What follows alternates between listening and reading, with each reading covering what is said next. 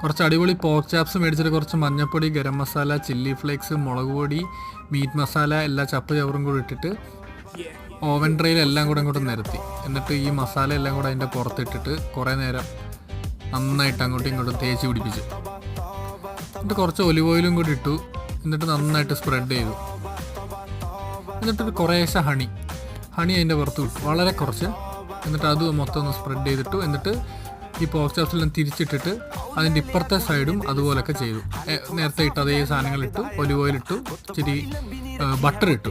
എന്നിട്ട് ബട്ടറിൻ്റെ മേളിൽ ഈ സൈഡിൽ ഹണിക്ക് പകരം ഹണി ബാർബിക്യൂ ചില്ലി സോസ് ഇട്ടു. എന്നിട്ട് അതും എല്ലായിടത്തും കൂടെ ഒന്ന് അപ്ലൈ ചെയ്ത് കൊടുത്തു. എന്നിട്ട് ഓവൻ ഒരു 405 ഡിഗ്രി ഫാരൻഹീറ്റിൽ പ്രീ ഹീറ്റ് ചെയ്തിട്ട് ഈ പോർക്കെല്ലാം കൂടെ അതിലേക്ക് കയറ്റി വെച്ചിട്ട് ഒരു 20 മിനിറ്റ് വൺ സൈഡ്, പിന്നെ തിരിച്ചിട്ടിട്ട് പിന്നെ ഒരു 20 മിനിറ്റ്. സാധനം നല്ല അടിപൊളിയായിട്ട്